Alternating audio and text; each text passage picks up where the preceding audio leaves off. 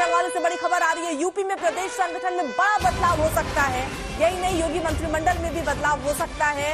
हालांकि सूत्रों का कहना है कि यूपी में सीएम को लेकर कोई मंथन नहीं चल रहा है, लेकिन संगठन में बदलाव हो सकता है।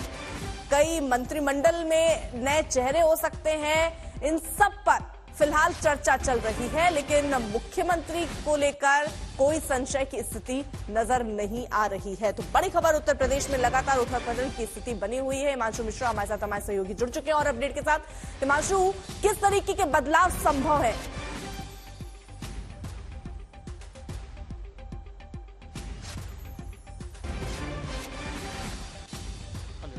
हिमांशु, आवाज पहुंच रही है आप तक? जी अर्पिता, अपना सवाल दोहराएंगे। हिमांशु, किस तरीके का बदलाव मुमकिन है उत्तर प्रदेश के लिहाज से? संगठन में देख लेना हो या मंत्रिमंडल में देख लेना हो या मुख्यमंत्री को लेकर भी कोई संशय?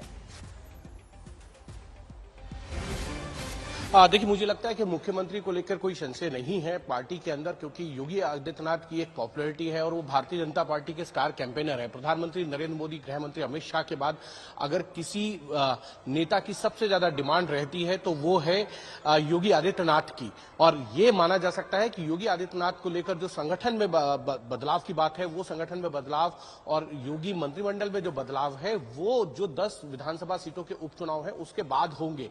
लेकिन इतना जरूर है कि यूपी में सब कुछ ठीक नहीं चल रहा है। उसको दुरुस्त करने की कवायद जो है वो पार्टी आलाकमान की तरफ से की जा रही है। कल केशव प्रसाद मौर्य ने मुलाकात की थी, भूपेंद्र चौधरी जो प्रदेश अध्यक्ष है उन्होंने मुलाकात की और उनको कहा गया कि देखिए, बेवजह की बयानबाजी जो है पार्टी के नेताओं की तरफ से नहीं हो, इसको लेकर ध्यान रखा जाए। पार्टी, संगठन, सरकार एक साथ एक मंच पर दिखे, एक साथ दिखे, समन्वय के साथ काम करें। और उसी को देखा जाए तो आज योगी आदित्यनाथ जो मुख्यमंत्री हैं, उन्होंने 10 उपचुनावों के लिए जो 2-2 मंत्रियों की ड्यूटी लगाई है एक-एक विधानसभा सीटों पर, उनकी बैठक बुलाई है।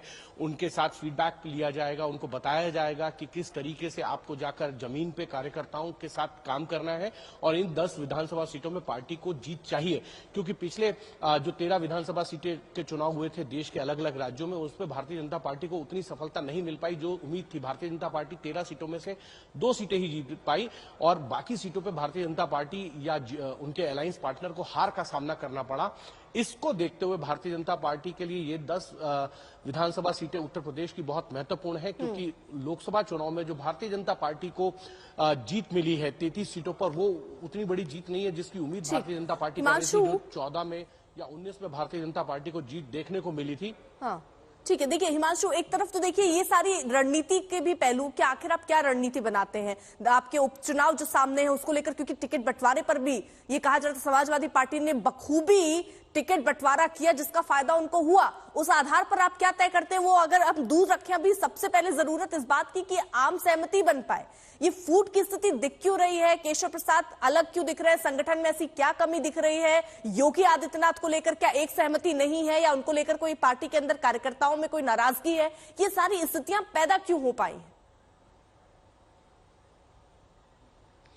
देखिए अर्पिता, उसका कारण बहुत लंबा है। 2017 के विधानसभा चुनाव जब हुए उस वक्त केशव प्रसाद मौर्य प्रदेश अध्यक्ष थे और गृह मंत्री अमित शाह जो है पूरे उत्तर प्रदेश चुनाव को देख रहे थे। नॉन यादव ओबीसीज को एक साथ लाने का काम गृह मंत्री अमित शाह ने 2014 के लोकसभा चुनाव में किया। फिर 2017 के विधानसभा चुनाव में पार्टी की तरफ से जो प्रदेश अध्यक्ष का चेहरा था वो केशव प्रसाद मौर्य थे और उन्होंने एक बड़ी भूमिका जो है नॉन यादव ओबीसीज को अपने साथ लाने में भी निभाई। गृह मंत्री अमित शाह के साथ संगठन मंत्री के सुनील बंसल ने निभाई। लेकिन उसके बाद जो है जब मुख्यमंत्री का पद जो है योगी आदित्यनाथ को दिया गया तो केशव प्रसाद मौर्य पार्टी आलाकमान के सामने उन्होंने कहा कि पार्टी के चेहरे के तौर पर वो प्रोजेक्ट थे, जो है उनको भी मुख्यमंत्री के तौर पर कंसीडर किया जाना चाहिए। तब नहीं हुआ तो उनको उप मुख्यमंत्री बनाया गया था। पार्टी चाहती थी कि केशव प्रसाद मौर्य जो है वो केंद्र में आके मंत्री बने, लेकिन वो उप मुख्यमंत्री बने। 2022 के विधानसभा चुनाव होते हैं और केशव प्रसाद मौर्य चुनाव हार भी जाते हैं, तब भी पार्टी के इतने बड़े चेहरे थे ओबीसी के कि उनको उप मुख्यमंत्री बनाया गया। लेकिन पार्टी के अंदर लगातार इस तरीके के सवाल उठते रहे और सरकार के कामकाज, शासन प्रशासन जब विधायकों सांसदों की नहीं सुन रहा था तब ये बातें कई बार आती थी, लेकिन इतनी खुलकर नहीं आती थी। इस बार क्या हुआ कि पार्टी को उतनी लोकसभा सीटें नहीं जीतने को मिली जितनी पार्टी को उम्मीद थी। 33 सीटें जीती, 3 उनके अलायंस पार्टनर ने सीटें जीती हैं, 4 अलायंस पार्टनर है भारतीय जनता पार्टी के उत्तर प्रदेश में। तो कहीं ना कहीं संगठन और सरकार के बीच में जो समन्वय है, जो कोऑर्डिनेशन है, वो खराब हो गया और उस वजह से पार्टी को इस तरीके के नतीजे देखने को मिले। और इस कारण अगर देखा जाए तो अब पार्टी के जो नेता हैं, चाहे वो सांसद हैं, विधायक हैं, मंत्री हैं, पूर्व मंत्री हैं, वो पार्टी आलाकमान के सामने अपनी बात को रख रहे हैं कि वहां संगठन और सरकार में सब कुछ ठीक नहीं है, सरकार के अंदर जो है अफसरशाही जो है हावी है। लेकिन दूसरी तरफ ये भी कहा जा रहा है कि केशव प्रसाद मौर्य भी उप मुख्यमंत्री हैं। अगर वो उप मुख्यमंत्री हैं तो कार्यकर्ता अगर उनके पास आते हैं तो उनकी सुनवाई उनके पास क्यों नहीं हो रही है, वो भी सुनवाई करें। तो ये तमाम तरीके के आरोप प्रत्यारोप तो दोनों तरफ से चल रहे हैं, लेकिन फिर भी भारतीय जनता पार्टी का जो आला कमान है उसकी तरफ से चीजों को सही करने का, दुरुस्त करने का काम जो है वो जारी है। कल 2 बड़े नेता जो है उत्तर प्रदेश के, उन्होंने जेपी नड्डा से मुलाकात की थी। उन्होंने बताया कि प्रदेश में कहां कहां क्या क्या कमियां और खामियां हैं और इसी को मद्देनजर रखते हुए वहां पे निर्देश दिए कि कोई भी बयानबाजी ये सारी स्थिति आपने पुरानी तरीके से बता दी कि किस तरह, ये तो जग जाहिर है जब केशव प्रसाद मौर्य ये भी कह रहे थे क्योंकि उन्होंने जिस तरह संगठन को मजबूत किया, कार्यकर्ताओं के साथ वो जुड़ना, ये खासियत उनकी रही है। लेकिन बात सिर्फ उनकी नहीं है, बात कई कार्यकर्ताओं की भी है, बात सहयोगी दलों की भी है, क्योंकि जब हार हुई तो सब एक तरीके से मुखर हो गए, सबकी नाराजगी भी नजर आने लग गई, सबकी अपनी मांगे भी उठनी शुरू हो गई। चाहे वो अनुप्रिया पटेल का लेटर ही ले लीजिए आप, तो ये स्वर भी अगर उठ रहे हैं तो ऐसे में सबको शांत कर पाना, सबको साथ लेकर चल पाना।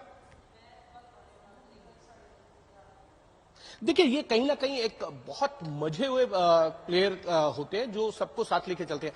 अनुप्रिया पटेल ने भी तब चिट्ठी लिखी जब चुनाव के नतीजे आ गए। आप देखिए, संजय निषाद कह रहे हैं कि बुलडोजर अगर चलेगा और 90 साल का व्यक्ति के घर पे चलेगा। जब बुलडोजर पहले चल रहा था तब संजय निषाद भी नहीं बोल रहे थे। चुनाव नतीजों के बाद ये सब जो है बातें बोली जा रही हैं। तो कहीं ना कहीं ये जरूर है कि पहले मन में टीस रही होगी, लेकिन जिस तरीके से भारतीय जनता पार्टी का वहां पर जमीन पर और ये कहें सरकार बनी, दूसरी बार पूर्ण बहुमत के साथ 312 सीटें 2017 में जीती, 252 सीटें जो है वो 2022 में भारतीय जनता पार्टी ने वहां पर जीती। 19 के अंदर जो है 62 सीटें, 14 के अंदर भारतीय जनता पार्टी ने 71 सीटें जीती थी और अलायंस पार्टनर के साथ जो है वो 73 सीटें जीती थी। तो कहीं ना कहीं भारतीय जनता पार्टी के लिए एक तरीके से वहां पे कार्यकर्ताओं और नेताओं के सामने बिल्कुल, यानी एक सीधी सी परिपाटी है, क्योंकि जब यूपीए गवर्नमेंट में भी जैसे ही सीटें कम हुई वहां पर भी खूब फूट की खबरें, अनबन की खबरें सामने आने लगी थी। तब बीजेपी को स्ट्रेंथ बताया जाता था कि देखिए उनके अंदर खाने अगर इस तरीके की चल रही है चीजें तो सामने नहीं आती। लेकिन एक हार आपकी अनकही बातें, अंदर की उलझनों को सब सामने लाकर रख देती है, जो खासतौर पर उत्तर प्रदेश में देखने को मिल रही है।